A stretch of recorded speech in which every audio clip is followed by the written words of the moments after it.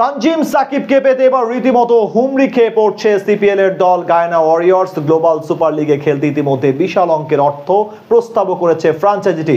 শুধু জিএসএলই না, সিপিএল এও সাকিবকেই চায় তারা। তাই তো আসর শুরুর আগেই টাইগার পেসারকে পেতে রীতিমতো তককে তককে আছে গায়ানা। জিএসএল এর পাশাপাশি সাকিবের সিপিএল এর খেলা নিয়ে বিস্তারিত থাকছে রিপোর্টে।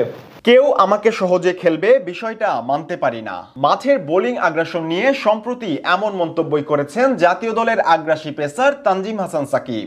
দৃষ্টিনন্দন সুইং, বাউন্সার কিংবা ইয়র্কার সবকিছুর এক কম্বো প্যাকেজ বললেও ভুল হবে না যুব বিশ্বকাপ জয়ী তরুণ এই ক্রিকেটারকে। তাই তো তানজিম সাকিবকে দলে ভেড়াতে এবার উঠে পড়ে লেগেছে সিপিএল এর দল গায়ানা ওয়ারিয়র্স। গ্লোবাল সুপার লিগের আসর শুরু হতে এখনো বাকি প্রায় 4 মাস। এদিকে সুইং মাস্টারকে পেতে এখন থেকেই তককে তককে আছে দলটি। এমনকি টাইগার পেসারকে পেতে অফার করে আছে বিশাল অঙ্কের অর্থ। এর আগেও গ্লোবাল সুপার লিগে গায়ানার হয়ে খেলেছিলেন তানজিম হাসান সাকিব।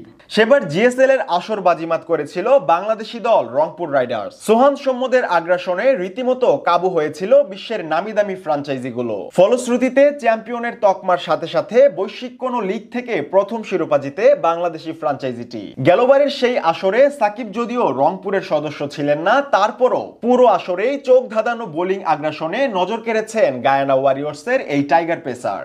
অবশ্য 2024 বিশ্বকাপের মতন বড় মঞ্চে দুর্দান্ত পেস অ্যাটাকিং দিয়েই ক্রিকেট বিশ্বের নজরে আসেন সাকিব। সাকিবের বোলিং আগ্রাসনে মাতোয়ারা হয় ক্যারিবীয় দ্বীপপুঞ্জের দল গায়ানা ওয়ারিয়র্স। সেই সুযোগেই প্রথমবারের মতন কোনো বিদেশি লিগে খেলার সুযোগ হয় এই টাইগার পেসারের। আর সুযোগ পেয়ে নিজের সক্ষমতা 16 আনা প্রদর্শন করতে ভুলেননি লাল সবুজের এই তরুণ তুর্কি। আসরটিতে নিজের প্রথম ম্যাচেই শিকার করেন 2টি উইকেট। পরের 2 ম্যাচেও একটি করে উইকেট ঝুলিতে নিয়েছেন সাকিব। এছাড়াও রংপুর রাইডার্সের বিপক্ষে শেষ ম্যাচেও দেখিয়েছেন 2 উইকেট শিকারের কৃতিত্ব।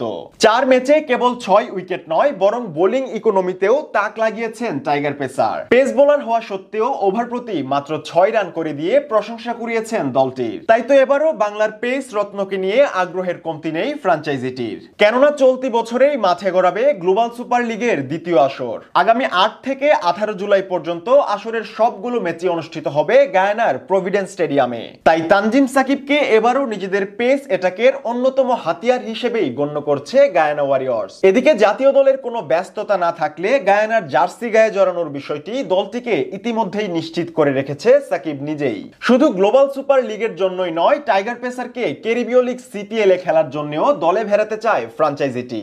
আগামী 14 আগস্ট থেকে শুরু হবে এবারের সিপিএল, যা চলবে 21 সেপ্টেম্বর পর্যন্ত। তাই গ্লোবাল সুপার লিগের পাশাপাশি সিপিএল এও দেখা মিলতে পারে আগ্রাসী সাকিবের। এদিকে সবশেষ বিপিএল এ আবারও চ্যাম্পিয়নের তকমা জিতে টানা দ্বিতীয়বারের মতন শিরোপা ঘরে তুলেছে ফরচুন বরিশাল। দলটির মালিক আগেই জানিয়েছেন এবার গ্লোবাল সুপার লিগে লাল সবুজের প্রতিনিধিত্ব করবেন তামিম ইকবালের দল। তাই বৈশ্বিক এই লিগের মাঠের লড়াইয়ে সাকিবের আগ্রাসী বোলিং কিংবা লোয়ার অর্ডারের কার্যকর ব্যাটিং এর পাশাপাশি টাইগার ভক্তদের আগ্রহের কেন্দ্রবিন্দুতে থাকবে তাওহিদ হৃদয় কিংবা রিশাদ হোসেনের মতন তরুণ ক্রিকেটার।